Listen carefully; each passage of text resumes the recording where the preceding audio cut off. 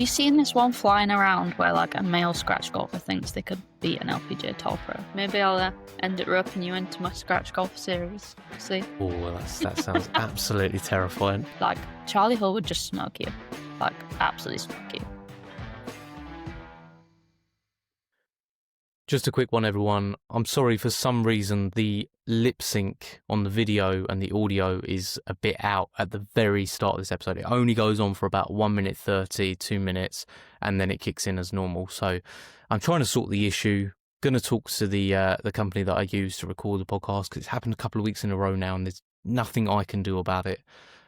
I am trying to sort it. Anyway, back to it. Hello everyone, and welcome to another episode of the Birdie Golf Club podcast, where we go round and we meet golfing personalities from around the world of golf, and we get to sit down, talk to them, learn a little bit more about them, and also along the way help our golf game. Thank you very much for joining. If you're a returning listener, welcome back. Glad to have you. Episode 51. We're past that 50 episode milestone and we're pushing on, and we've got such exciting guests lined up. And if you're new here, thank you so much for watching. Don't worry, it's not just going to be me.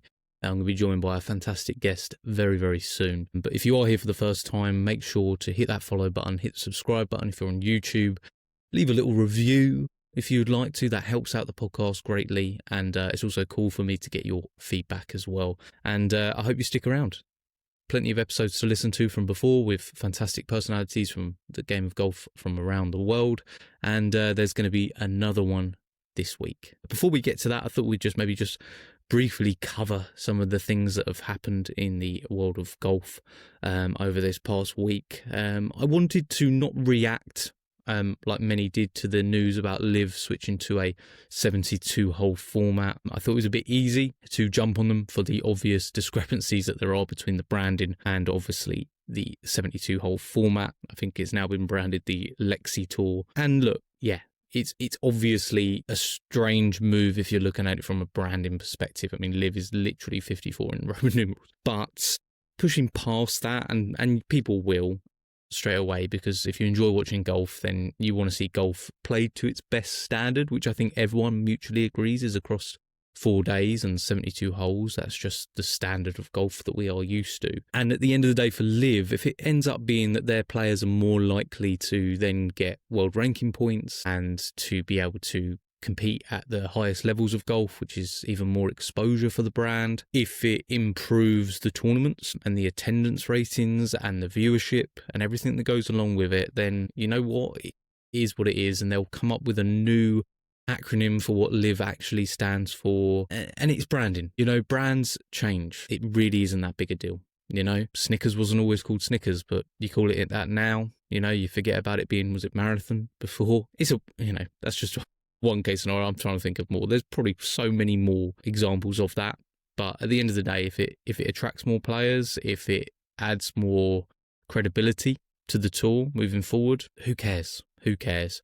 It was fun to jump on it for a week, but I think people will push past it pretty quickly. At the end of the day, this world moves very, very fast, and as does the news. So I think it's a good move generally. I think you can see that from the players. The players will be happier. There's less disgruntlement probably from the guys at the top like John Rahm and Joaquin Niemann and Tyrrell Hatton and Bryson. They want to play 4 days of golf, you know. And what it might do also is shift out a little bit of the deadwood, because they did go to play less golf and earn more money. So let's see what happens on that front. Interesting times, very, very interesting times. Obviously, Aaron Rai won last night. I can't actually remember what I want to say it was the HSBC. Let's just double check that. Yeah, so he actually beat Tommy Fleetwood in the playoff. I wasn't watching last night, but I saw the news and I saw all the stuff about Aaron Rai being a man of the people, wearing having pink Castle tees and using I think it was an old M2 or something driver, was it? And obviously the double glove and everything like that. I mean, Aaron Rai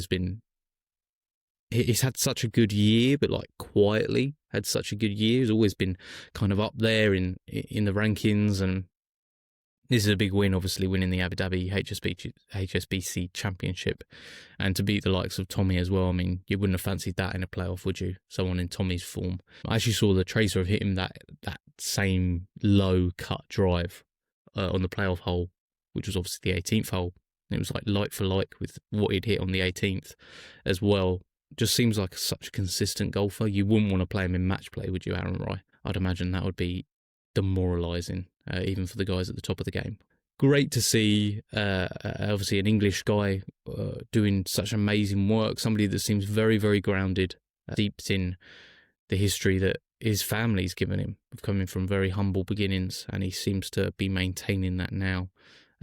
Great for Aaron Rai. Congratulations to him. I think it's good for the DP World Tour, good for the game of golf in general. Rory fell a bit short, I believe, but still managed to dominate the DP World Tour highlights. I actually made a little reel of me playing a round of golf, but if it was on the DP World Tour highlight package, and it just sort of cuts to loads of different bits of the hole that aren't chronological, it's a mess. Someone from the DP World Tour, please sort out your YouTube channel.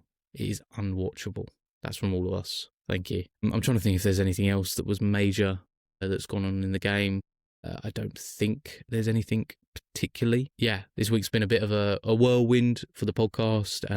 There is very great, strong, locked-in potential that we're going to have a top 10 player in the world joining us on the podcast, which is pretty mind-blowing. I won't say any more at the moment. Go and check out the Instagram if you haven't already, and you'll be able to put the dots together.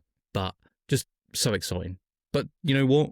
Our guest for today is ridiculously exciting for the podcast. A YouTube star, somebody that I came across whilst watching the Professional Golf Advisor channel, and just enjoyed the fact that she was completely herself the entire time. She didn't play up to any of his antics, which could have got under your skin for sure, and just a fantastic golfer. One of the most elite amateur professional ladies golfers out there. We had a fantastic chat. Her YouTube content is insightful, important for amateur golfers as well as those that are aspiring professionals, by using ShotScope data to equip you to play better on the course and to give you some realistic targets as well. But above all, Hannah's a fantastic person who's able to connect with people through the realism that is her personality, her unbelievable golfing ability that comes from hard work, and obviously her experience in the golf space as well. So this week, our guest on the podcast is Hannah Holden, and I hope you enjoy our conversation, and let's head straight to it. Which will be interesting. I was actually, do you know what, Hannah, I first saw you on Professional Golf Advisor, which was such a good video, because you came across like just completely like whatever to whatever he was doing. How did that first come about? He just dropped me a message and was like, would you be interested in doing a collaboration? I think he's been in the YouTube space a while and probably been trying to do collaborations and hasn't necessarily found people who've wanted to do something.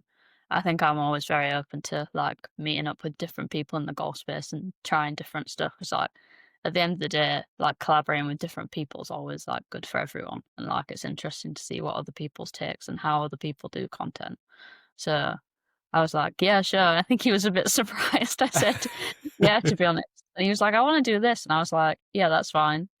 And I was kind of like, he was like, just like be yourself, do what you want. But I think generally I'm quite like just straight like level on the golf course. Yeah. So I was kind of being me, and he was just doing his thing. Yeah, kind of annoyed I didn't beat him, but it was super fun. I love the rumor that goes around that he's actually a really good golfer and he's just putting it on. Yeah, and I was kind of trying to wind him up a bit on that. Like, are you really going to try to take all these shots off me? It's like not kind of what you're saying to people is the thing. But yeah, he still wanted a shot hole, so yeah, he took it. At that level handicap, you got to take what you can get. So it's fair enough. Hannah, I always ask guests the same thing to get to know them a little bit better and understand sort of where they've come from. When was the first memory you have of picking up a golf club? Oh, good question. So My background is basically like my whole family plays golf, so like both my parents are golfers. My mum's actually played for longer than my dad, which most people are usually Oh, surprised really? about. Both sets of grandparents then play as well, like my aunties, my uncles. My parents actually met in St Andrews watching the Open, so Wow. doesn't really get more like family history of golf than that. So we kinda just always got taken to golf, and, like, at first you wouldn't necessarily play, but, like, you might just, like, sit in the buggy and, like, I'd have my toys in there. And there's this, like, one holiday place in Norfolk called Barn and Broom we'd go every year as a family. There's, like, lodges on the golf course. There's, like, 2 golf courses and, like, a little par 3. And we just kind of I'd just sit in the buggy and eventually it'd be like, "Oh, well, maybe I'll hit a putt or like a chip or stuff like that and get into it." And I remember my mum and dad used to have golf lessons up at Crossland Heath, and sometimes I'd be like, "Oh, maybe I'll hit like a shot or 2 on the range." Um, but then I think like my biggest memory of like learning golf is there used to be like a little mat halfway down like the ninth hole at the course I played at. So I grew up at LIV Golf Club, which is like a little 9-hole course. And we used to go with the pro and hit these shots off the mat. And to me, I was like looking at this tree in the distance and I thought it was miles away and I was hitting these shots and I was like, they're going so far. And then I go back now and the tree's literally like 100 yards from this mat. And like, I just remember vividly as a kid thinking I was hitting it so far and like that tree was so far away. And it really wasn't. But that's probably like my biggest memory of like actually like hitting shots and like learning golf. Yeah, that's awesome. Yeah, I mean, the fact that your parents met at St Andrews and everything like that, it was kind of destined that you were you were gonna, Yeah. carry on playing the game. I think if there's 3 of us, so I have a brother and a sister as well, I think, yeah, it would have been pretty surprising if any of us had have not ended up playing golf in at least some capacity. Yeah, yeah, exactly. The subliminal messages were there. They're like, you are going to be golfers. so, so where did it go from there? It was So, never really it was never really forced on us, there was just so much golf around us that you kind of wanted to yeah, join. yeah, yeah, absolutely. Where did it go from there then, Hannah? You obviously went and had some lessons, found the enjoyment for the game. Did you did you sort of continue to progress and think about maybe the professional side of things as you got older? So I was really obsessed from, like, 6 with being an architect. Oh, right. So, like, That's that unusual. was I know. Like, people at school were like, "I wanna be a princess," and I was like, "I'm gonna be an architect." And they're like, "Okay, you can design my castle." And I was like, "This is" looking back, I was like, "That's a bit of a random thing to want to do when you were so little." So, I kept playing golf, I played for Yorkshire, played, like, in national events. Like, my biggest event I ever played in was the British Amateur, which was pretty cool experience.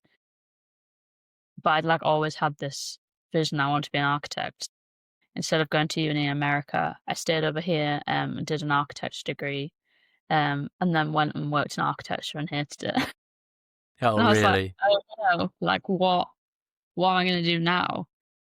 So I kind of quit my job, came home, and I was like, "Quit my job." My mum was like, "What?" And I was like, "Yeah, I'm just gonna play golf for a year, and then, like, we'll see what happens."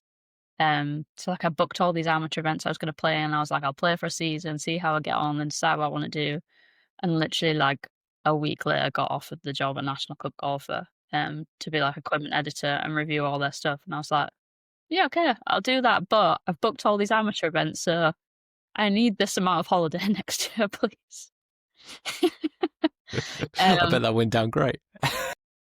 they were pretty good, to be fair. I just, like, got X amount of extra, like, unpaid leave so I could play Mhm. my events.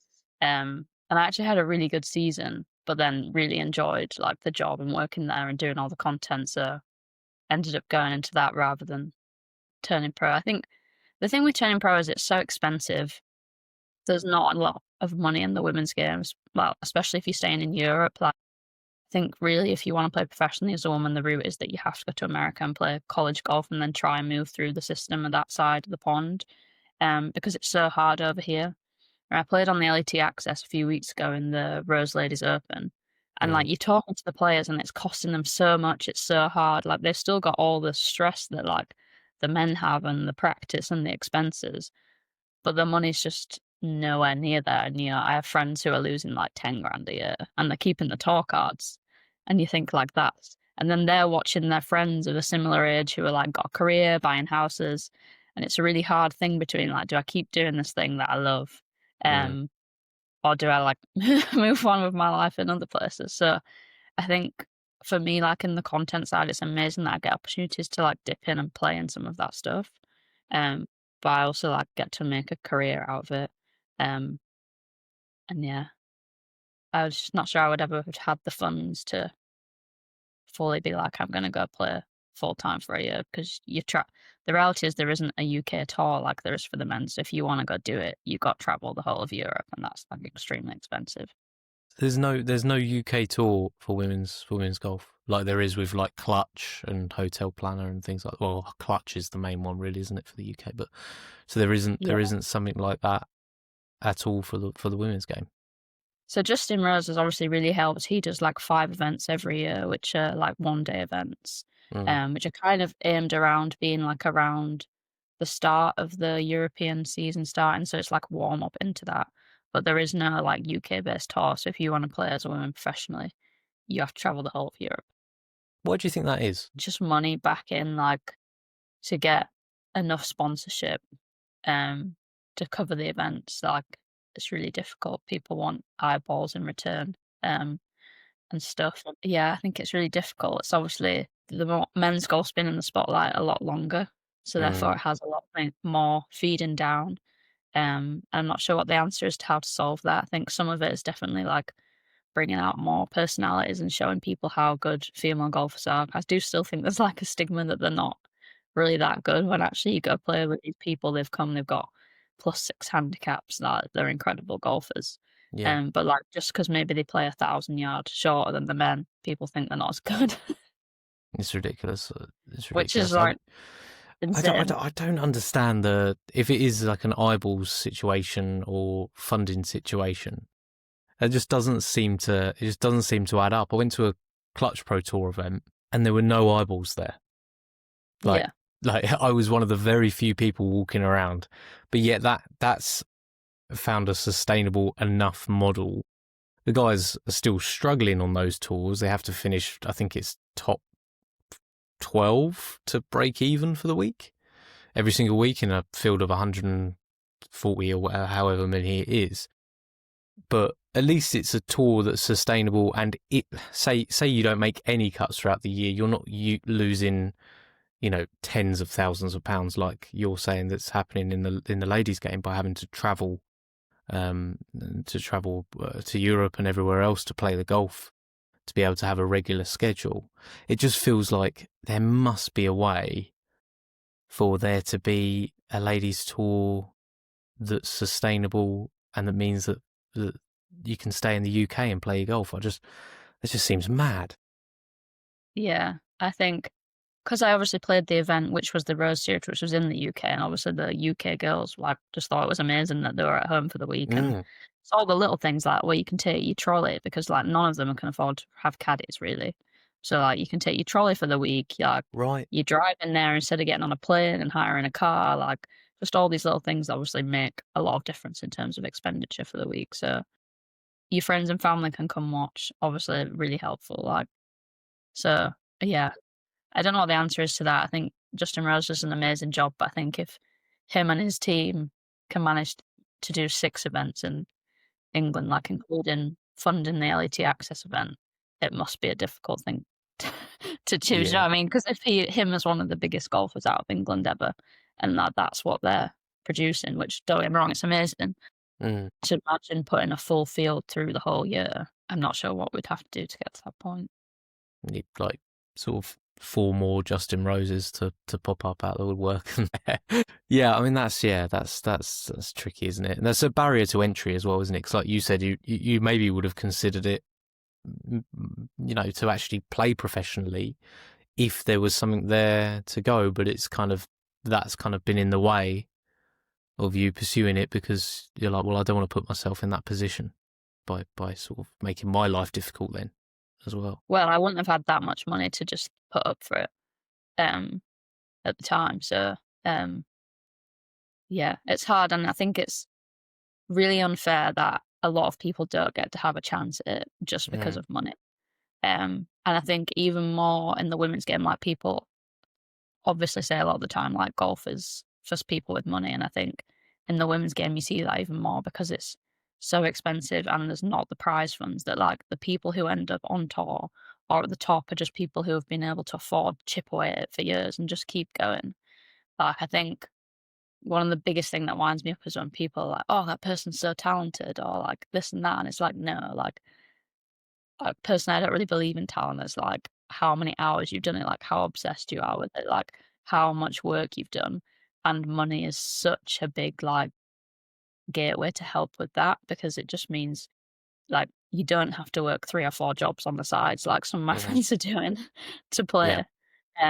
And you can keep doing it year after year. Like even just not having to worry about like how am I going to pay for the next event Mm. is like a massive thing off your back. So yeah, I definitely don't have the answer for it, but it obviously is a shame that. And don't get me wrong, it still is like that on the mini tour for the men as well. Mm. But I do still think it's definitely worse in the women's game. Yeah. Yeah. I think that just the fact that it doesn't exist outside of those 6 events is enough in itself to really put a big question mark over that, and something that needs to change, and probably needs to change pretty soon as well. I mean, talking of Yeah, sort of, I mean, they could in theory turn up and play Clutch Tour and Tartan Tour, but mm, there's no way you can graduate out of it. So you would just be playing that to like play events. There's no like cards up for grabs like there are for the men playing in those events. Um, and they're pretty expensive to enter as a woman without getting anything out of it at the end of it. So mm, like obviously the guys have the opportunity to get the challenge cards. There's not the same thing. So there is, I guess, in theory, the opportunity there for them to play in the UK, but it doesn't like lead them to graduate anywhere else. sure, yeah, yeah, yeah. It's tricky, isn't it? I don't think we're going to solve that one. Maybe not right now. It is a long podcast, I think. Long podcast with probably a lot of people chiming in on it as well would maybe help. But how did you find looking outside the professional side of the game, and obviously the stoppers that have been put in place by that, but how did you find growing up playing the game as a female golfer? I think that's something that, you know, I'm ignorant to, you know, playing golf, playing really average golf as a male golfer, but it's something that I think everyone would like to hear a little bit more of how you found the experience. And you could be as honest as you like here, Hannah, with how you found that, because it seems like a mad question that I'm even having to ask it, but I know Yeah. that it is applicable. So if you could speak to that. I think it's like a real mix. You get like a real 50-50 of people who are like, this is great, and who are like, this is not. And I definitely think it's improved a lot versus like now versus when I was playing junior golf. Um, I mean, it's 12 years since I was a junior now, which Yeah. is pretty mental to me in my brain. It was my 30th last weekend, so yeah. But I remember like when I first kind of was playing well enough to like be good enough to get in the junior team at my golf club. I think I was like about 12, and I was like, "Well, the juniors are playing all these matches on a Friday. Like, why can't I play in it?" And it's like, "Oh, you can only play in the junior team for your boy." It's like, right. And like that wasn't a club rule for my golf club. It was like the local union. So all the teams in like the Halifax Huddersfield League would all play against each other on a Friday night. Like you'd rotate who you played each week.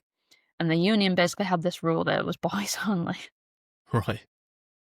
And people kept trying to appeal it. And I remember vividly one year my dad going to this appeal with like a group of people, and they had all this petition signed. And there was loads of people in favour of it. And this guy on the committee sat there and he was just like, Michelle, we went and played on the PGA Tour. She proved women can't compete with the men. We don't want women in our junior league. And it's just like, Michelle, we shot 69 on the PGA Tour, right? But let's just fathom that for a second. This woman went like, yeah, she missed the cut by like 1 or 2 shots, right? But can you imagine pulling any male golfer out of a golf club who is not a pro and being like, go and try shoot 69 on the PGA Tour? Like, they would be nowhere near. And you're like basing like every girl in the union's league on like if they're good enough to play or not, based on if like one woman has made the cut on the PGA Tour. Like, it was absolute insanity. Anyway, like eventually after like multiple years, they got it through so we could play, but it was like no more than 2 girls in every team. Like, and the rules would change every year. Like if you got courtesy shots, if you didn't get courtesy shots, what tee you could play off. And it was just, well, you look back and think like this is just complete madness. And I vividly remember one match. We went to play an away match against this other club, and they knew I was in our team. And we got there, and some of the juniors had been out before the match, and they picked all the red tee marks up and put them behind the white tees because they knew I was going to be there and playing, and they didn't want me to beat them. And it was just like, this is so stupid. Like, but I mean, obviously they're just kids and they were probably doing it in jest, but it was a bit annoying because I did have to go and play off those tees because then like no one knew and we just set off and that's where they were. And they also like pulled all the low handicaps out of the team, so I had to give loads of shots and I lost on the 17th and I was so annoyed. But then like for every story like that, you have loads of boys who are like really supportive and like want you to be able to play. And I don't think you can just always remember like the negative ones. So, but I think we have come a long way from then. Like girls can now play in everything in our uni, and they can even play in like the interclub stroke players and stuff like that, which they never used to be able to. And actually now we can play in the men's scratch team. That's a new one for this year. So I think that's pretty cool that like the scratch team for the club now is just like essentially mixed, and if you're good enough, you can go play in it. So yeah, when I was 12, which was what, 18 years ago now, no girls in the team. Now they can compete like for the whole men's scratch team. So it does show you like stuff is changing, but I suppose in 18 years maybe we would have expected a little bit more progress than that. I'm not sure. Yeah, you'd think so, wouldn't you? I mean, 18 years ago, you look at like how the world was 18 years ago and where it's at now, and it's like, you'd maybe expect a little bit more progress than that, or just, I mean, even looking before that, you'd kind of expected progress before that, maybe as well. I think like one of the biggest things is, and probably one of my other biggest bugbears is like, obviously people talk about tradition so much in golf. And like I understand that, and there's some traditions that are lovely. Like maybe you want to go in the clubhouse after you've played your round and put on your shirt and tie. And I don't really have anything against that unless it's stopping someone coming in and joining that because maybe they don't have a shirt and tie, like a young junior or whatever. But I just think a lot of the time, like people throw the word tradition about to like get away with stuff that they really know they shouldn't be getting away with. And like, if we think of like the tradition of golf, it was like a very white male gentleman, like dominated business thing. And is that what we want golf to be moving forwards? And like, if we keep saying, well, this is tradition, like this is how we do it, does that match like our view of where we want golf to go and like who we want to play and how we want it to work? And like, I don't think you can say like we want to be diverse and we want to do all these things, we want to be inclusive, but then say, but we have to keep like all our traditions because like those two things don't necessarily work. Yeah, tradition just for the sake of saying it to get away with, you know, whatever opinion you might have as being like oh well that must stay, you know, that must stay. Yeah. It has to be, you know. Did you not see outside? I have a car parking space with my title on it, so that shows that I held quite a bit of weight. It's all that stuff, isn't it? Point, like I do think sometimes women are just as bad as men for causing this because like we say like the whole traditional thing is like maybe Tuesday or Thursday at your golf club is like Women's Day. And obviously for the subsection of golfers that are currently like women, let's say the average female golfer is probably like 60, 65 retired, like playing on a Tuesday at 10 o'clock works perfectly for them. So like they have half day or 3/4 day or full day booked out and they don't want to give that up. But that then means like it's very easy for men to say, you're not playing on a Saturday. And again, like that doesn't work if you want to try and change, like we want more younger females playing or we want working women playing, like that's fine, but maybe like you're going to have to give up your hold on Tuesday a little bit because we need to free up Saturday as well. So like it's not always the men that are like holding back women being involved more. Like it does go both ways. I think you do have to say that when you're talking about this kind of stuff and not just be like, it's the men, because like it's not. Do you know what I mean? Like it is everyone, and it's like how we view it. And it's just like changing perceptions, I guess.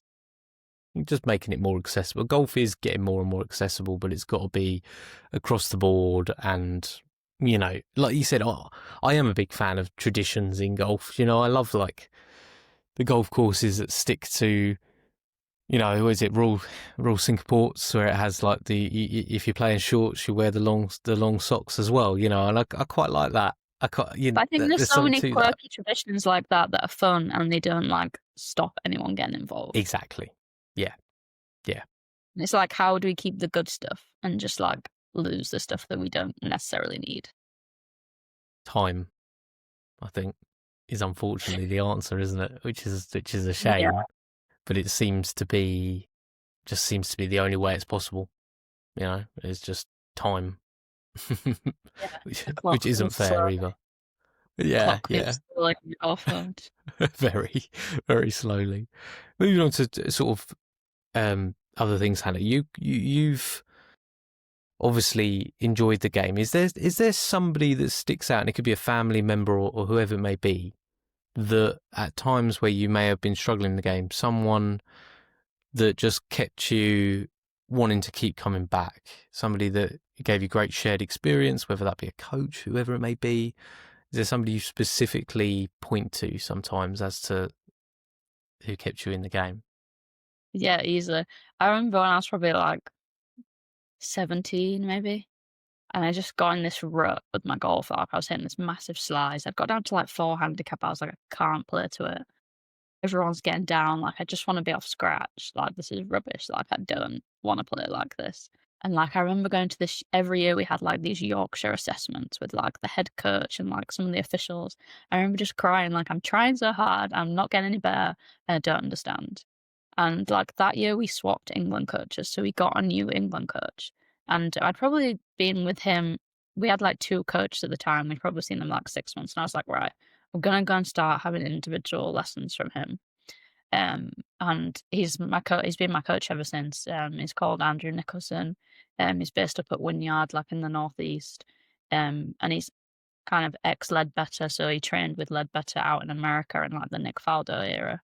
Mm, And he basically, like, completely just fixed my golf and was like, "It's okay, it's fine." Like, he just had, like, full confidence in me when I, like, needed it and was just, like, mm, really, like, low with my golf. Um, and, like, I worked so hard over that winter and I got down from, like, 4 straight to, like, zero point 0.5 the next season, and I was like, "Oh, this is so much better." And, like, ever since he's, like, been, like, my biggest supporter with whatever it is, like, he is my golf coach, but he's also, like, one of my closest friends as well. Um, so yeah, whenever we both need a pick me up, they're like, he'll be on the other end of the call, regardless if it's like golf or just life. that's lovely. That's lovely. That's I think such a that's nice the nice answer. thing about golf. Like, it's funny because like I'm 30, but like he's one of my best friends, and he's like nearly 60. Yeah, yeah, yeah. So, and it's like I don't think there's many other like sports or communities where that happens in the same way. This episode is brought to you by ShotScope, the golf tech that actually helps you play better. Whether it's their rangefinders, GPS watches, or stat tracking sensors, everything's built to give you real insights into your game without the faff. I've been using ShotScope myself, and honestly, once you see where you're gaining and losing shots, it changes how you approach every single round. And you can get 15% off any order with the code BirdieGolfClub at checkout. Just head to shotscope.com, use the code, and start playing smart. This episode's sponsored by Golf Escapes, the people who make booking your next golf getaway ridiculously easy. I recently stayed at East Sussex National through them, and honestly, the whole experience was spot on. Great course, great hotel, and all sorted without any stress. If you're planning your next trip, head to golfescapes.com and use the code Birdie Double Points to get double escape points on your booking. That's Birdie Double Points at checkout, and start looking forward to your next golf escape. Just a quick one from NordVPN.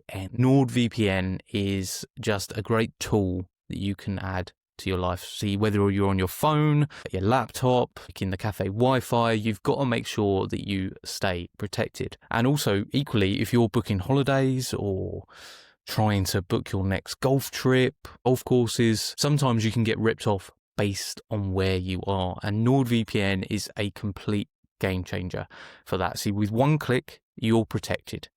from trackers, creepy ads that follow you around like a dodgy caddy, or just, people that are trying to snatch your virtual location, and also equally trying to steal your data. NordVPN is genuinely the easiest way for you to stay protected online and also gain the best possible experience you can from the internet. So if you're interested, make sure to click the link in the episode description, and that will get you an amazing deal on NordVPN right now with their Black Friday sale. Like I said, easiest way to protect yourself online, and also it helps support the podcast. One click, full protection, job done. That's NordVPN. It just doesn't have the longevity to the other sports compared to golf. Golf has this longevity to it and like this equalising humility that comes from the game as well, of we've all hit bad shots, we've all hit the best shot of our life, and we're all capable of four putting. It's like this.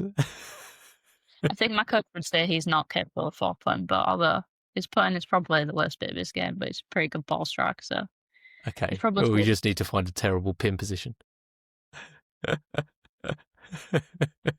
We need to see him four putt now. That's a mission of yours. Have a word with the greenskeepers. So obviously things have moved on, and you've got to a standard playing off of +3. Is that right? Yeah. Which just is start going on to that. I think I'm like +2.5 or something. Well, we are heading into winter in the UK, so that's fine. Just ramping up for next season. That's all it is. But even any plus handicap, any scratch handicap is like really impressive golf. So what made you then think, I want to put it on camera with all the troubles that come with that? I didn't really, it was just part of my job when I joined National Club Golfer. Right, so okay. I'd never kind of ever really thought about being on camera. I think if you said to me, 12-year-old me, you're going to be on camera, I'd be like, what are you on about? Because I was I'm a shy, behind the scenes kind of person. That's always been my default mode. And then I got offered this opportunity to interview, and they were like, you've got to go screen test. And I was like, oh my God, what's a screen test? What is that? I've got to go on camera. And I remember I was still working my notice period at the architects at the time. And there's this big Tesco down the road. So I'd go park in the Tesco car park at lunchtime, and I'd put my phone in the little sat nav kind of holder you'd have in front of your car. And I was right, I'm just going to talk to the camera for half an hour. And that was all the prep I ever had for screen test before this interview. And I rocked up at this golf club for the screen test, which was separate to the rest of the interview. And it was just 2 videographers and no one else. And they were like, right, we have to give you the assignment. We're going to film you doing it. And then we're just going to take the tips back to the office. And I was like, that's even worse. It's not just someone watching you present. I'm just going to film this here, have no idea what it looks like. And then someone else is going to sit in the room and look at it. Yeah, I think it was kind of just pure fluke. They went into the clubhouse and got a demo club from the pro, and they were like, here's a Titleist 917 driver. And I had the Titleist 915, I'd been for a fitting with Titleist and knew loads about it. I could compare between the two, and I was just they're really lucky that they pulled out that club at the right time. So yeah, I managed to get script through the screen test. I've never been on camera before, and got the job. And yeah, then part of it was that we had to review X amount of clubs. We had to do X amount of videos a week. And that's how I got into it. But I remember looking back at the first videos I did now thinking, God, they're so awful. Obviously compared to I've done it so many times now, but I just look so stiff and frozen on camera. And I guess for anyone who's thinking, maybe I want to do that, you just got to do reps and keep doing it. And one of the biggest things to helping me get better was during COVID, because at National Club Golf, we always had videographers. So it was always, I'd go out for the day, there'd be 1 or 2 videographers and they'd be filming me. And obviously COVID hit, and it was right, I'm going to have to film myself. And I literally set up a mini, net, set up putting green stuff in my garden, and I filmed myself. And I was like, well, this is great because I can just experiment and do different things and be stupid. And if it goes wrong, it doesn't matter because it's just me and I can delete and start again. And actually, I would say in that 6 months to a year, my camera skills got so much better because I was just almost there was no fear to fail because there was no one there to watch me fail. It was just right, let's do it. Although maybe I guess if my dad pulled some of the CCTV footage from that time and some of the stuff I was doing in the garden, I got my family roped into some of them. Yeah, some of that behind the scenes footage could be, interesting, but yeah, luckily none of that's made it out anyway yet. Until now. Yeah. And here I have the CCTV footage. Yeah. Yeah, I mean that sounds interesting because you obviously got the job with National Club Golfer, and that was part of it. Were you always an equipment junkie? Was that always something that you were interested in so much, or was that something you had to kind of learn with the role? Bit of a mix. I would say, like, what I would say is I'm a perfectionist, and like equipment is part of golf. So like my coach has this thing, like he calls himself the point one coach, and I guess it's a lot like kind of the cycling philosophy that they had with the like 1%. It's like how can every little area get a little bit better? So like equipment's always been on my radar. And I think I'm probably lucky that I have such a background of family playing golf and like they kind of understand the importance of club fitting. So like when I was 11, I think, I went to Ping and had, like, my first club fitting and, like, fall through the set, like and there it's great, I think, because it's, simplified, and even as a kid, you can learn, like, "Okay, I'm an orange dot on my line Hmm. angle," and I kind of, like, understand what that is, compared to maybe some other really, like, technical terms that maybe I wouldn't have got at that point, but, like, yeah, I can understand that. I look at this graph and there's different colors, and because I impact it this way and I'm quite short, my clubs are flat. So I'd always kind of had an understanding of that, and I'd had kind of multiple custom fit sets, and I'd been either to Ping or to like facilities where you can test loads of different brands out. So it was definitely something that's on my radar, and I like to know what I'm doing and like different stuff like that, but definitely nowhere near on the level like that I know now, and I learned through doing that job. Yeah, yeah. And was that a process where you kind of felt overwhelmed initially because obviously like the expectations of what they're looking for, or was it something you could kind of gradually learn throughout the role? I think what really helped is like I'd done so much work on TrackMan with Andrew, my coach. So loads of those figures I kind of understood and I knew like what I wanted to be or where I needed to be. So when I pulled different clubs out, like I could be like, oh, that's changed. And because that's changed, that's going to have changed. And actually, if that changed, I need that to change to be that. So that was probably a very good benchmark to start with. And actually, just after I started, I also went to like a big TrackMan seminar at Archfield, which was really great with the TrackMan team. Um, but yeah, I think I started in the April of 2019, and there was like a backlog because all the old clubs from January were like kind of still sat in the office because the person before had left. So I was like testing all these new clubs, and I was like, oh my God, there's so many clubs everywhere. Like, how am I going to review all these? And I remember one of the directors at the time, I think he was the finance director, and he came in and he was like, Ping have got some new wedges out, haven't they? Like, are they forged? And I was like, I have no idea. I don't know. Like, I've just arrived, there's boxes everywhere. I was like, I think so. And I was like, I used to really need to like learn everything.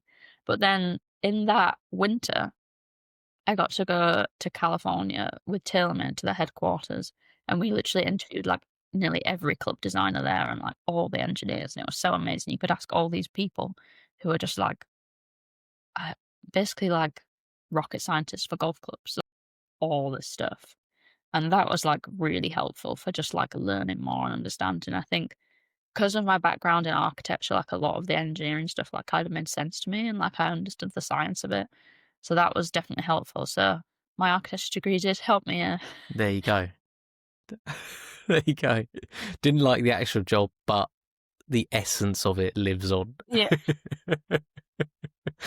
Which is good. Which is good. And is there a club which you would have looked at pretty intensely, obviously, during your time reviewing these clubs and checking them, that still sticks out to you now as being like just one of the best clubs out there? Is there one in your mind where you just go, that was so good? Such a good question. I think it depends how you look at the question in terms of like engineering progress or like performance.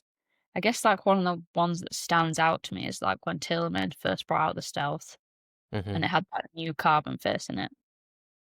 And I'm not necessarily saying like for me it was maybe the best performing club that I ever tested, but I did like a deep dive interview with them and it was so fascinating because some of the technology in that club face they've been working on for 20 years, and there was things that they were like, "This is gonna work, but we just don't know how yet, and, like, we need to develop this bit and this bit and this bit first." And for me, it was so fascinating to think, like, I think a lot of times in the golf community, people get really annoyed when a new club comes out, and they're like, "Why is there a new club? Why is there more technology? Like, I've just bought this, it's so annoying." Which is interesting because we don't necessarily have that view when, say, a new iPhone comes out, because we just think, Mm. "Well, that's fine, I've got an iPhone, I'll get a new one when the next one comes out," which is basically what golf club manufacturers expect you to do, like, they don't expect you to buy one every year. But I think because stuff comes out so frequently, people almost think it's, like, rushed and there's, like, not improvements. But actually to see how long they'd been working on that and, like, all the different areas of the company and, like, the golf ball company had to do this bit for the club face, and, like, this person in the company had to do this bit for the club face. And I thought that was, like, so fascinating, like, how many just elements there were to it. And Yes, then yeah, yeah. probably the other thing was when not endorsed by TaylorMade to say this, but another example was we went out to the TaylorMade golf ball factory, and I love using a Pix golf ball, like, I love the little patterns all over it. I think it's Mm. so cool. And you just think, "Oh, right, that's something they've, like, printed on the golf ball, cool." And it's like, no, you go into the factory and they're like, these units, so like one unit to print that pattern on is like £1 million. And they're explaining how difficult it is to print it perfectly so it matches on all the sides.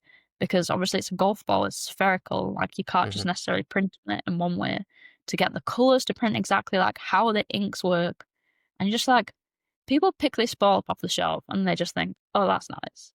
And, like, actually, the amount of engineering that's gone in just to put the paint on that golf ball at the end is, like, unfathomable. Yeah. And, yeah, I guess, like, my biggest experience is, like, going behind the scenes with these companies and seeing the R&D departments and, like, what goes into it. Because people are always like, "Golf clubs are so expensive," and, like, yes, the money you pay for them is expensive, but when you see, like, the people that are working on them and the kit they use and, like, the behind the scenes, some of me's like, they're really not that expensive, like, compared to what is being used to produce them. Um, and it's quite interesting to see, like, that other side of it. Yeah, yeah. Sort of behind the curtain of like where people just think it's like a generic factory like they would expect for anything else. It's like, no, no. These guys have engineered machines to do jobs that you wouldn't even imagine. Yeah, Which is a cool process. That's interesting. The golf ball being like one of the ones that was like a standout, which doesn't surprise me because it's the part of the bag that doesn't get paid attention to enough by the average golfer. The golf ball, they just pick up whatever golf ball they pick up or whatever lake balls they can find or whatever it may be, and it's like you're probably going to want to take a look at that. It's a pretty yeah, crucial my, part of like, the game. biggest pet peeve is if people do club fins with a range ball. Yeah, Because, yeah. like, you're going for a fit in, you're looking at all this data so precisely, you're like, "I want my height to be this, I want my distance to be this, I want my gapping to be this." And then, like, you're using a range ball which, like, doesn't fly correctly, doesn't spin correctly, like, why are you doing that? So, like, my biggest tip for anyone would be if you're gonna go through the effort of having a fit in, please go to somewhere that does it with an actual golf ball. Yeah, just a 5-piece urethane golf ball. Like let's make sure we got the best. You know, it could be a TP5, it could be a Pro V1. You know, we can we're okay to mess around, but do not use a luminous balled golf ball. Yeah. I would say that's the biggest difference between, like, the US and the UK, like, the quality of custom fit facilities and, like, being able to hit a ball that you can, like, hit it outside, watch the ball fly. Maybe you can hit off grass, you can hit an actual golf ball. That's probably, like, the biggest separation between the 2. Obviously, like, Ping have their facility in Lincolnshire, but you can't just hit off grass there. Titleist have theirs at Woburn, but it's literally, like, £500 a day if you wanna fit in there. It's very Yeah, so exclusive. They yeah, do, like, 1 person a day. And that is, like, the best in the UK that I'm currently aware of. You've got SGDT who do a great job, but again, you're hitting off a mat. It's gonna be interesting to see TaylorMade's new Kingdom facility that they're growing out, 'cause I think that's gonna knock some stuff out of the park, so yeah. doesn't look like Probably there's loads of bays there though, does it? It's like there's like two I think bays that's there. gonna be very much like the Titleist Woburn thing, like, you kind of book in, you get half a day. It's an expensive experience, but, I mean, if you're gonna go and spend thousands of pounds on a custom fit set of golf clubs. Obviously, it's expensive to do the fitting, but I think paying that £500 is going to make sure that it's correct. Yeah. Yeah. Pilots Yeah. do also have their fitting centre in Cambridge, which you do use balls. It's just off mats. Right. Yeah. Yeah. Well, yeah, it's worth doing. If someone's, like you said, going to spend that amount of money, it's kind of like a little bit extra, and you probably won't regret it, which you could Yeah. do if you head down to such and such a shop to get a fit in or whatever it may be. So that does make I have sense. another equipment one for you as well, actually, now thinking about it. I did a review of the 11 hybrids. Have you seen them? Yes, I've seen the brand. Yeah, yeah, yeah. Good. It's like a full set of hybrids. So Mm-hmm. pitching wedge to 3 iron, you can play hybrids. Like, in a day and age where there's a lot of golfers who just don't wanna practice, but they wanna go out and they play socially, and everyone's hitting irons, they don't fly high enough, they're not stopping on the greens. People should just use a full set of hybrids. Like, I'm a real strong believer in this and seeing them and hitting them and seeing loads of club golfers play. Like, the biggest thing that most golfers have an issue with is, like, getting enough height and being able to stop the ball on the green. And, like, those made a massive difference, and, like, that was probably one of the clubs I picked up, like, hitting a pitching wedge hybrid. I was like, "What on earth am I doing?" Like, there is so much loft on this. This looks crazy, but, like, it is so easy to hit. And, Yeah, like, if yeah, you fit in like, I obviously understand there's golfers who don't wanna hit that, and they wanna hit an iron, and they wanna learn how to play really well. That's not the kind of golfer I'm talking about. But there's loads of golfers who just wanna go out, play, enjoy it, not practice. And I just think that category of golfer should be using something like that because it's easy, it's more enjoyable, and, like, it's gonna help you out. yeah. No, I couldn't agree more. I had Lance Reader, because the podcast is partnered with Crank, and he was saying that they go up to a 15 wood. He's like, he said, and it's just so fun to hit. He's like, he said they do a lot of work with female golfers, and he's like, there's ladies who are in their like 60s, 70s with a 15 wood. He's like, it's just so fun to watch them just so easily hit that ball so high up in the air. It stops quick, and they're instantly, and that's why they do their 3-layered face thicknesses as well. He's like, he's like, I don't care if it doesn't, fit USGA rules when it comes to, the double X driver that they've got. He's like, but if someone with 60, 70 mile an hour swing speed can hit it 30, 40 yards further up in the air, how much more fun Yeah. is that for them? And that's kind of I the think part that gets missed, isn't it, in some things? yeah, I think sometimes people forget, like, some people do this for fun, Yeah, yeah. like, make it more fun. But also I do think people underestimate, like, how important height is for golf and, like, especially for females, like, generally we don't spin it as much. So, like, we have to have more height to get the same amount of stopping power. And, like, to the point, like, I spoke to some coaches out in Korea through, like, my coach who knows them, and they have girls in, like, 10, 11, 12, and, like, all they're working on is launch angle. Like, how can we hit it at the correct height that they're gonna be Mm, able to stop it on, like, LPGA tour speed greens? So if I think of, like, my mum, who's a good golfer, she's a 9 handicapper, but has lost a lot of club head speed as she gets older. Like, why is she trying to hit 6, 7 iron? Like, she just yeah, should yeah. um, and that profile fits so many golfers. It doesn't mean you're not a good golfer. Hmm. That it just means you need to hit it a little bit higher, and it's just gonna help you around so much. Especially in winter as well when it's starting to get wet and you're not getting run on the ground, because a lot of golfers rely on getting, like, that 50 yards of run in summer. And it gets to winter and they're like, "The course is playing so long." I'm like, "Yeah, but it doesn't have to be because it's like you need the height and the hang time, and it would be so much easier for you." So Yeah, yeah, I was going to say to you everyone about gets some that, actually. hybrids. Yeah, get some hybrids. Get the 11 hybrids endorsed by Hannah Holden. I was going to say to you about the winter sort of golfing stats, 'cause I was watching one of your videos, which I know was obviously heavily influenced by you being ambassador for ShotScope as well, and the data that ShotScope are able to give you for your videos and for your just general play as well. But the winter relationship between how far we hit our drives in the summer and then in the winter and irons in the winter, the drop off was unbelievable. Unbelievable. I Yeah. think that was so interesting. I launched my new channel just going into the winter, and, like, I knew people were really interested in distances. So I contacted ShotScope and I said, like, "Can you pull this data? Like, can you see what happens in winter versus summer?" You go out and people are like, "Oh, it's still 150, I'm gonna hit my 7 iron." And I'm like, "Well, actually, you don't really hit your 7 iron 150 in summer anyway, but now you're trying to hit it 150 in winter, and, like, the air's denser when it's colder, like, you've got 2 more jumpers on, you're not swinging it as fast, like, you're losing so much more distance than you think." And I think in some cases it was, like, 30 yards plus.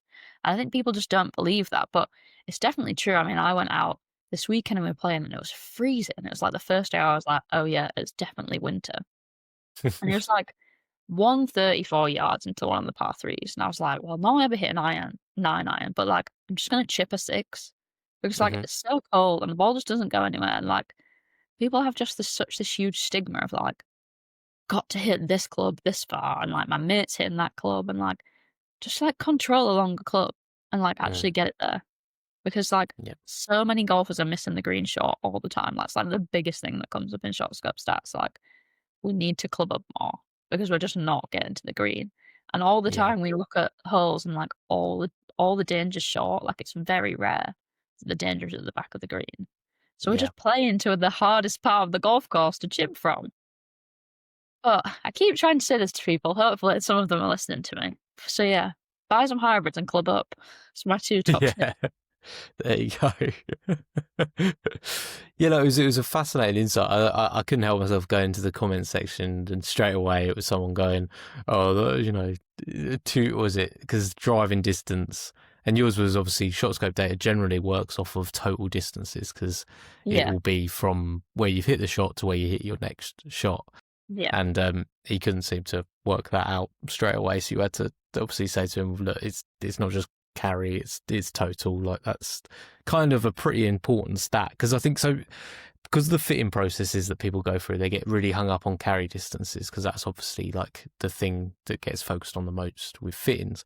But when you're out there playing actual golf, total distances are pretty important because that's where your ball ends up.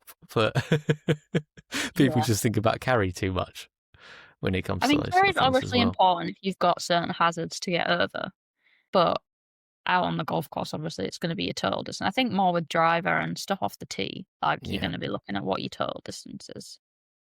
Yes. Yeah. Yeah. Yeah. Exactly. And I noticed that sort of theme sort of carried on in your channel as well. That you're big into your stats, Anna, when it comes to YouTube, Bit of a nerd. which is cool. I like the numbers. I think Yeah. it's, like, just a bit different as well, like, obviously, there's so many people doing different stuff on YouTube and, like, you don't just wanna do the same thing, and, like, I guess a lot of the big golf YouTube channels are pros and they teach, and that's not my angle at all, like, I'm not a professional coach, so I don't believe I should do that, and where my perspective is like how I managed to chip around the golf course and like use the swing that I have and maybe the less practice I do now because I've got a job and I've got other things to do, but still manage to keep my score down. It's like the low hanging fruit, like how can you get better at golf without getting better in a way? Because there's so many of those ways we can do that. And yeah, obviously that naturally led into the partnership with ShotScope and the data they'd be able to provide me.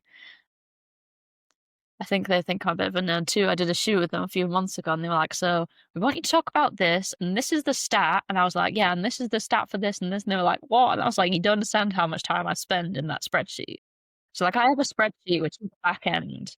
So I can Yeah. see like everyone's data like pulled into this sheet. So like it's split up into handicaps. So if you're a scratch or a 5 or a 10 or a 15, I can be like, right, technically you should hit the green X amount from this distance with this club. And that's how I make those videos because I can see all the stats from the different things. And I think they were just like, "Why do you know all these stats so well?" And I was just like, "Yeah, I like a number as well." So it's just like, if there's a few stats I remember, they just like stick in my brain. That's Yeah. my like, Exactly. party trick. 52% of greens from that distance are really fun.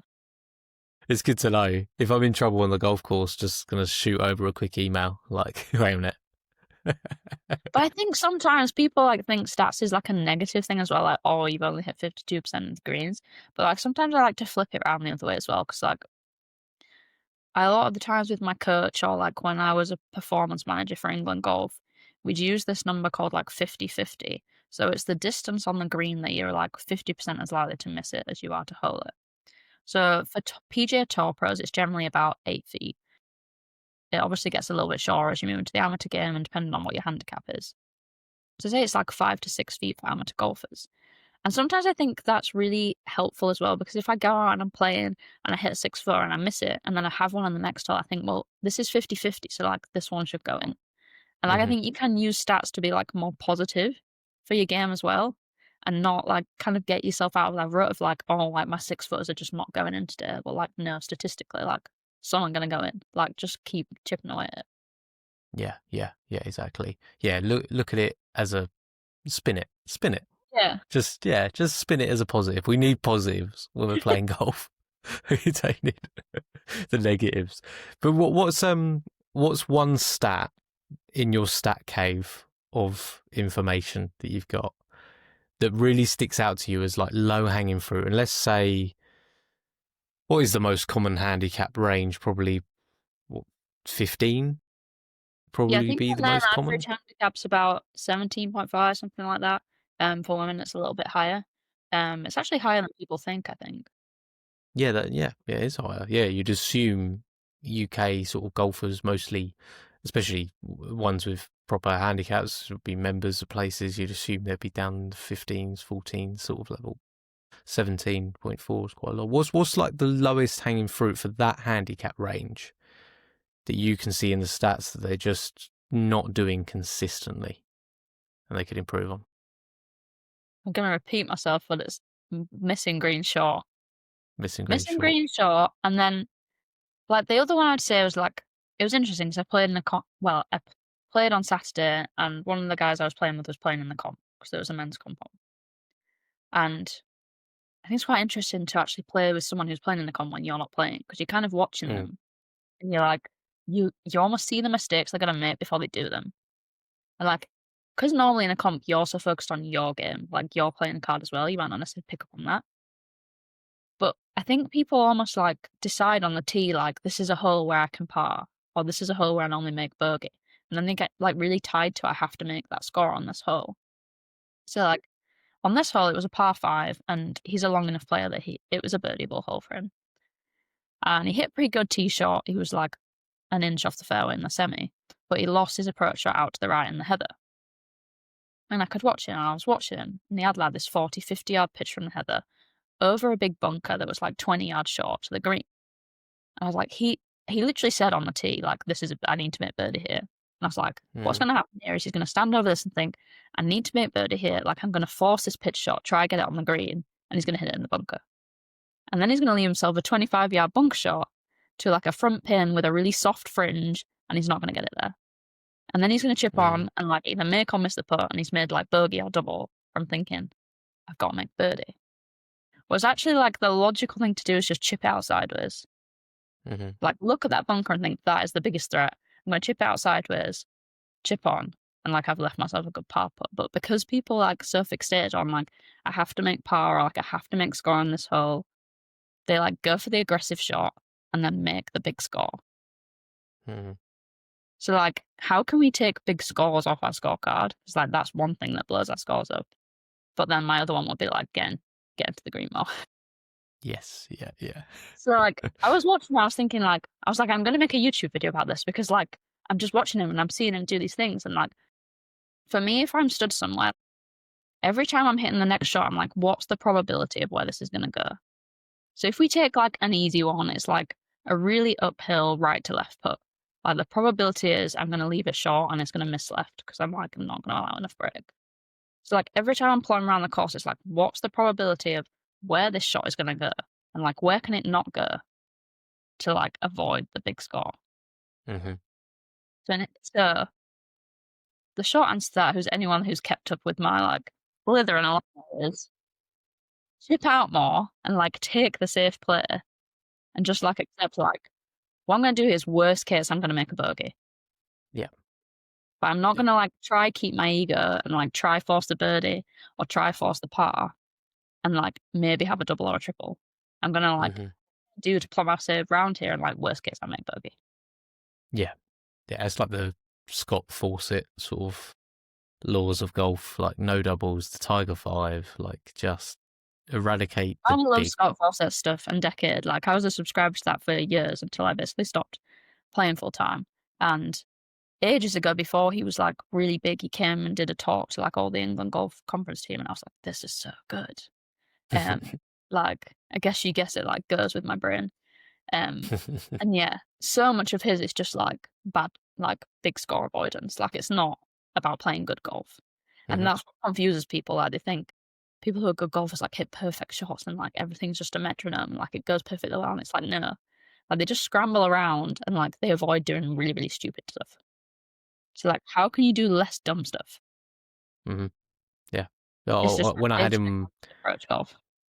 I had him on the podcast, and it was awesome because I'd watched his stuff for, like, years, and I was sort of trying to just get little tidbits for myself as well, you know, because normally he sort of says there's a certain level of golf that he just doesn't really deal in, because he's so plain, like, isn't he, with the way he sort of puts things. He's like, that's not really what I'm interested in. I like professional golf, and I like to, you know, that, but all of it can be applied to all levels. It's just he doesn't want to spell it out 7 or 8 different ways every single time. But literally from our conversation, I managed to get out of him that he's like, hey, you're just not good enough a golfer to start aiming at pins. He's like, that's like number one. He's like, from wherever you are. And that was kind of the point where I was like, from wherever I am. Like, you know, you like repeat it to yourself. Well, yeah, that's true. Actually, I'm I not think good that's one enough of the from stats wherever that, I like, am. amazes people. So I think even, like, scratch golfers miss the green, like, 50% of the time from 100 yards. Mm, And then you have, mad. like, 28 handicaps or whatever, and they're firing at a pin, and you're like, "What are you doing?" And it's Hmm. quite interesting because my home course this year, like, changed their pins. So do you know a lot of times people have, like, red front, yellow middle, white back? There was, like, this huge uproar. Everyone was like, "How are we gonna know where the pin is? Like, what are we gonna do?" And, like, for starters, my course is pretty flat. Like, I play at all Woodley, so most of the time you can see, like, a lot of the contours and a lot of where stuff is. But I was just like, "I play +3. I do not need to know where the pin is. Like, I am not good enough to know where the pin is." Like, maybe we have one green on the golf course that's literally, like, an 8% slope front to back. And, like, maybe on that one hole, I might try be short, but the probability is I'm probably not good enough to hit it short of the pin unless it's literally right at the back of the green. So, like, there's this huge uproar around the whole golf club, and I'm like, no one's getting the ball to the green. And, like, we're stressed about where the pin position is. Like, it's crazy. As golfers, like, I think our perception of, like, how good we are is so good. And actually, like, maybe if you get to 30 yards, you can probably see where the pin is, and then maybe you can fire at the pin. But, like, everywhere else, you just really don't need to worry about it. I took it to the extreme. I was like, no, he's right. Like, I almost was like this sort of depressed person walking around a golf course, but it actually suited my game like so much better, because I literally, even if I was 10, 15 yards off the green, I wouldn't look at where the pin was, because generally pins are going to be tucked in spots where you kind of difficult to get to. So Yeah. instead I was just looking at where is the flat part of the green in comparison with the hole. And that generally was the middle of the green or the biggest part of the green, wherever it may be. And I was just like, that's where I'm going to aim. And like, that was my first, like the first time I broke 80 was that weekend. Because it was like, yeah, that's easy. I think another huge thing is hole inputs, and that's like this will sound really dumb, but like most people just should never try and hole a putt unless you're literally like inside 5 foot, and maybe inside 3 foot. And Scott actually has a really great drill for it on Decade, which he uses, and he's just like has this massive wide gate, and he's just like you need to get it through here, and you need to get it like 3 foot each side.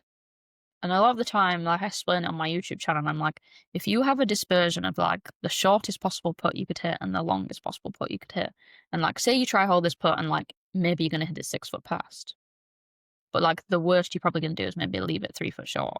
Like just don't try hole it.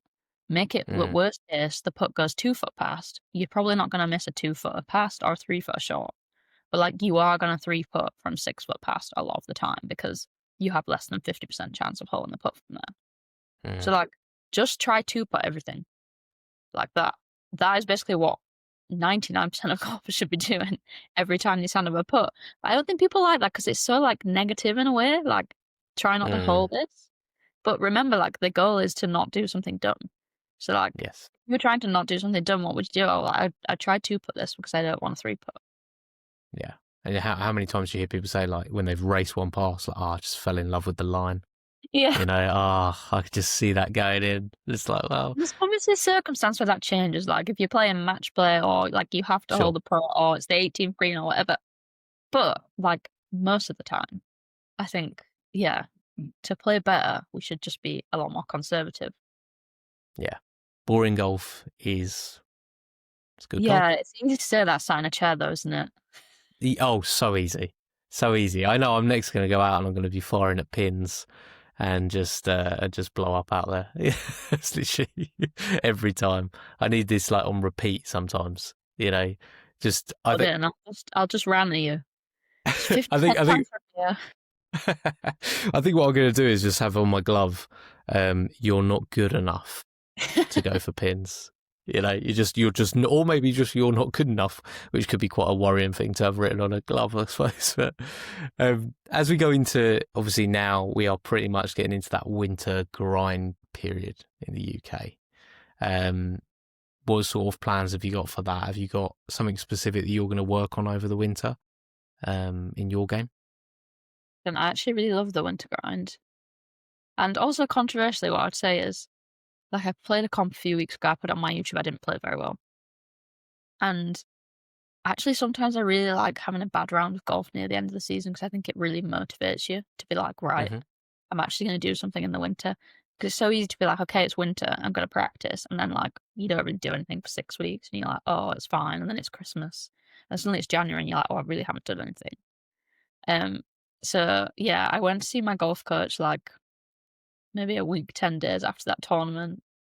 We did a pretty deep dive into my swing. So we got some technical stuff going on there. I went for a putting lesson last week, so we've got some technical stuff to go on there. Just done a big training aid haul. Yeah, So that's go on YouTube soon, see what's the best there. And I'm team actually you. currently trying to clear my garage out and maybe build a sim in there. See how Nice. much of my st stuff I can rearrange, see if we have enough room. So yeah, a lot of practice planned hopefully, which I'm probably gonna film and try take people on the journey and just like show people the like most effective things to do to get better. I think people think it's so much work and on some level it is, but also there's so many like little things we could do. And I'm just like a big advocate for like, could you do 10 minutes a day? I think people think you have to go to the range for like an hour or an hour and a half and like hit 100 golf balls. And actually, like, it would be so much more effective if you just put a net up in your garden with a mat and like maybe film your swing with like a £10 tripod from Amazon and hit like Hmm. 10, 15 balls a day because the brain loves like you doing stuff multiple times on repeat. Like, that's such a better way to rewire your brain and like learn new things. So actually, even if you did like 10 practice swings just in a mirror every day, like that's way better than just going once a week to the driving range. So like what these little things we can do to like slowly get better. Yeah, yeah, absolutely. Yeah, I can agree more. Got a garden here. I haven't got anywhere to hit balls, but I love just sometimes coming out and just working on like a swing feeling. Like that's what took me from being a slicer of the golf ball to now, kind of virgin on a hooker of the golf ball. That sort of, but that's what the work you have to put in. Which to be fair, because I was a slicer and now I'm a hooker and I have thoughts on this. I still, I prefer where I'm at now. Dear. Oh, Yeah, that yeah, snap hook. but I'm nowhere near the level that you're playing. So it's because I get it because the left miss is a scary miss. Oh, it's so fast as well, isn't it? And you're just like, oh, Yeah, that's gone. but at least I feel I can do something more with my hands this way, whereas before the Yeah. hands just weren't involved at all. Yeah. You know? I think it's Yeah. interesting a lot that at home practice and the practice swings and stuff like that. I remember I was at a Callaway event once and Pete Cowan was there. And he was like, everyone talks about the 10,000 hour rule. But like, think how long it would take to spend 10,000 hours hitting golf balls. Because like, actually, if you go to the driving range and like you hit 50 balls, like how long do you actually spend hitting balls? Like the swing takes like 2 seconds.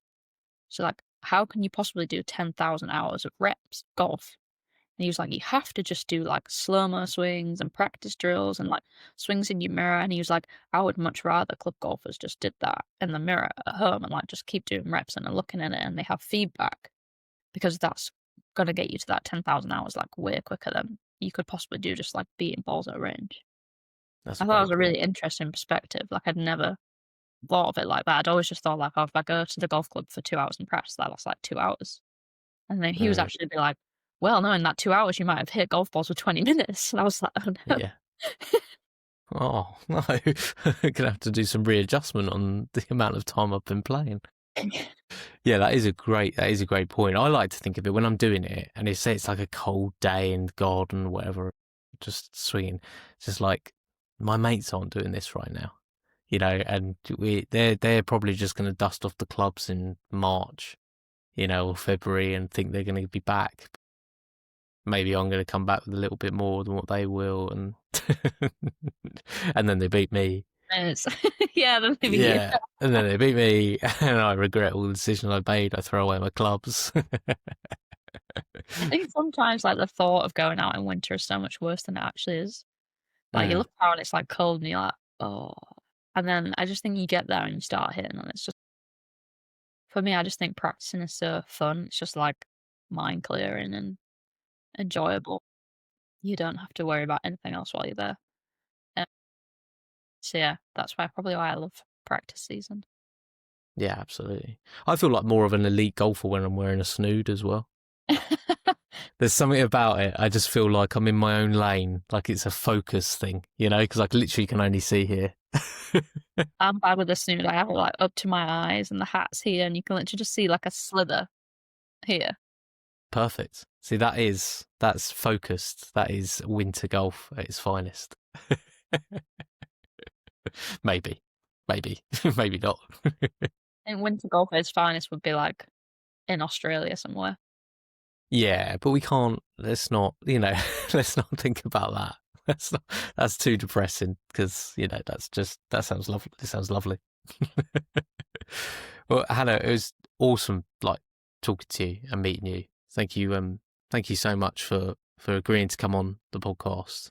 I'm really enjoying what you're doing with the YouTube channel and everything as well, and the collaborations that you're doing on there, and just giving people that insight into the fact that because of the way you are, you're so level with how you deliver things that sometimes people view like a +3 handicap or scratch handicap golf as being like this unattainable, like have to be perfect in everything they do, and you're sort of like pulling back the curtain on that a little bit, and obviously showing that you have to be dedicated and you have to be a really brilliant golfer, but actually there's just some key fundamentals that people are missing. And with the help of some shot scope data, with some help of some analysis of their game and some tips from people like yourself, they can get out there and enjoy their golf a lot more by playing lower scores. And hopefully that's been part of your mission of the channel. I think that's, like, the thing. I just think you don't have to be a brilliant golfer to be off scratch, and, like, obviously, like, you fundamentally have to do some things pretty well, Mm, but, like, I just still think I do so many things, like, terrible. And, honestly, like, sometimes I hit the ball and I'm like, "That's so far not near the club face." Like, it's just not near the middle of the club face. Like, that was just not correct. But actually, like, it's fine. Like, it's hmm kinda gone straight, it's in play, like, I can hit my next shot. And, like, that's kind of trying of what I try to bring to people, like, I don't think it's as hard as you think it is, and yes, obviously, like, there is some things you have to do to be able to, like, play scratch golf, like, you probably need to hit it a certain distance, and, like, you need to be able to chip and putt a little bit. But actually also those things are not talent-based, like, I just don't believe that at all.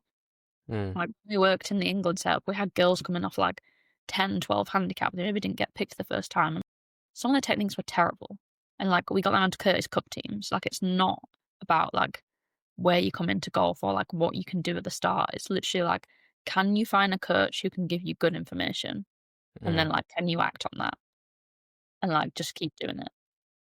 Like, yeah, buy your hybrids, hit more club into the greens, find a good golf coach, mine's pretty good, I'll share him around if people want, um And then, yeah, if you're willing to put the hours in and do a bit of practice, like, I just believe anyone can be a scratch golfer, like, and I'm very adamant on that point. Maybe that's, like, what I need to do on the channel, just take someone and, like, prove, like, "Right, this guy, we're gonna make him into a scratch golfer." Yeah, absolutely. Yeah, I think that's maybe, there you go. That's your mission. I know Maybe I you can just need to take find someone to definitely practice, don't I? yeah, that's the issue. You'll have somebody who will want to be a scratch golfer but will not want to put in the work. Yeah, and that's the other thing I would say to people. I think it's such a big thing, and like, especially it's probably a big thing on social media now as well, because we look at people living these lives and maybe they're influenced, or maybe they're a fitness influencer, or they're a golfer, or they're something else, and they're like really good at one particular thing, but actually they do like 30 hours of work to that work a week. So like I follow some people and they're like marathon runners and they're amazing. I think, oh, I'd love to run a marathon. That looks so cool. And then I'm like, I do not want to run for like 10 hours a week. Like I do not want to do that. So like if you don't want to go and practice, don't try and be a scratch golfer, and like don't put that pressure on you, because you're like just putting this pressure on you that's unattainable because you're not willing to do what you need to do to be there. But Hmm. like if you are willing to do that, I think you can be there. Yes, yeah, yeah. Pick what you want to do and then decide like, am I going to do this? Like my other pet peeve is like I don't have enough time to do that. Hmm. And like obviously everyone is busy and they have different time. But like my challenge should be you would be every time you want to say I don't have enough time to do that, say I'm not bothered about doing that. Because like Hmm. time is a preference. Like I know we all have lots of things going on. We have to work and we have to do this and that, but everyone has some element of free time, and like what do you choose to do with it?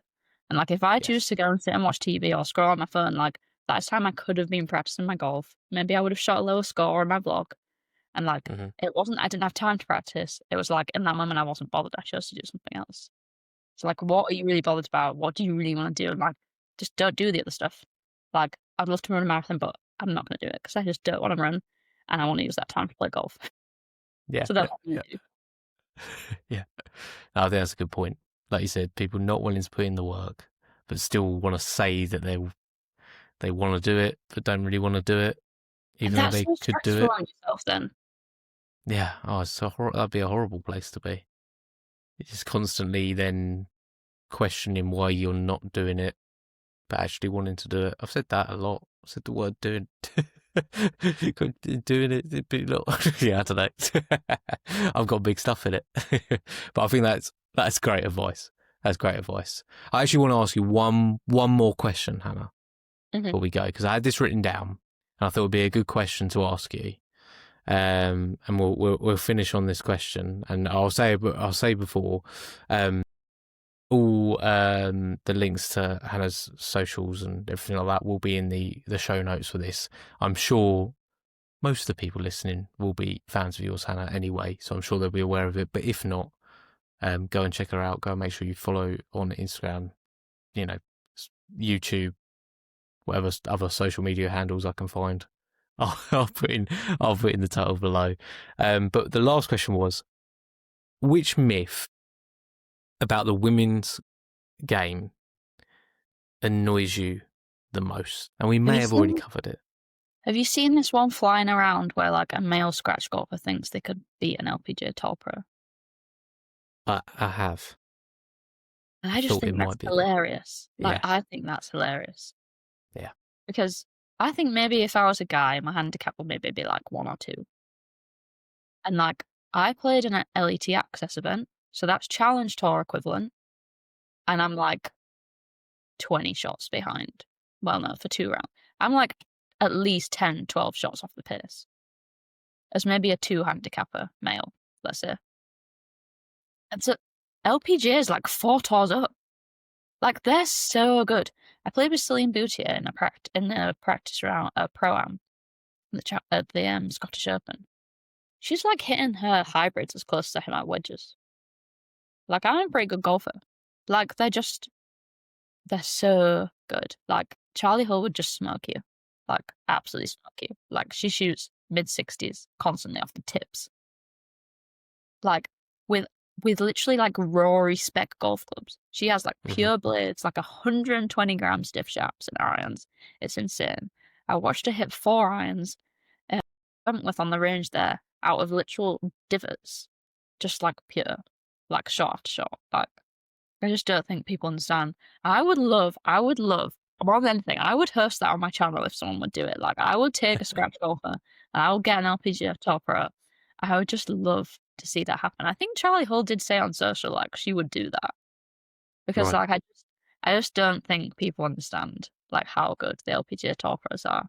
It's probably because it's so underwatched as well, and, like, I think sometimes male tour golf is easier to understand because it's on courses we've played and like we have some benchmark or we know the courses really well and like we understand where the shots from can be hit from and how difficult they are. And like even the women at the top of the professional game, I went to the ANWA, so the Augusta National Women's Amateur, which is played the week before the Masters at Hmm. Augusta. And like the girls are hitting like pitch shots, like 50, 60-yard pitch shots off these downhill slopes into like the 13th green. The greens are like stimping 13 or whatever off these downhill lies. The turf is so tight. They're pitching it to like 5 foot. I'm like, don't understand how hard that golf shot is. And Mm. like, these guys are amateurs. Hmm. They're not Yeah. even tour pros. So, yeah, I think the talent in the women's game is definitely undervalued. And I would love to try and showcase that. So if anyone listening has some great ideas that they want me to bring to the YouTube channel, I'll definitely try and do that. I'm working on a few things behind the scenes, but yeah, we'll see. Yeah. Yeah. I think some humbling needs to be done on some of the male expectations of where they are in the world of golf compared to the elite sort of female game. And even, it's just, yeah, it is madness. It's ego. It's ridiculous. It's all the things that add up to just, they're going to end up looking pretty stupid out there.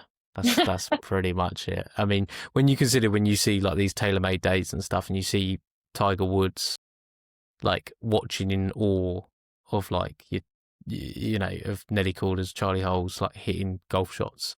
Like if Tiger sits there and goes, "Wow, that's cool," like then just leave it at that. Like you're never gonna hit a shot, as a male golfer where Tiger says that, because he's seen it all. Yeah, So yeah, Tiger yeah, probably knows what's good. he's probably got an idea. And even like when you watch Rory as well, Rory, you can tell he's just so impressed by like swings and just the ball flight and everything, and it's just like, yeah, it's another level. I think it's going to be so interesting at the next Olympics because they're making it mixed. And I'm Yes, really yeah, excited to see what the format is because I think we could have some really cool pairings in that. And I'm very adamant that like the more like mixed golf we see on screens, like the better that is because people will come out of intrigue and because the men are there as well. Um, so yeah, I think we could have some really cool pairings there. Like imagine like Tommy and Charlie for England. that's what That I would was be sick. thinking. Yeah, Like yeah, McIlroy and Leona Maguire, like she's so fiery in match play. Like we could have some Nelly really Corder, Scotty Scheffler. yeah. It's just, yeah, Although that they're would probably a be, bit more reserved as a pairing, but yes, yeah, obviously exceptionally good golfers. But yeah, I think that's a very exciting and like the more of that we can see, the better, in my opinion. yeah, absolutely. Well, I'm glad I asked that as the last question. Yeah, I'm pleased. I'm on brand here. Just There this you is my go. parting note. Yeah, watch some women's golf, everyone. Well, like I said, Hannah, I really appreciate you coming on the podcast, and it was awesome to be able to link up through obviously the ShotScope links, which is really cool. And I look forward to watching sort of the YouTube journey and everything that happens on there, and hopefully we'll catch up again at some point and do this again. Yeah, thank you for having me. Maybe I'll end it roping you into my scratch golf series. We'll see. Oh, well, that sounds absolutely terrifying. If there's one thing people don't want to see, it's my very, very regular golf game. Thank you, Hannah.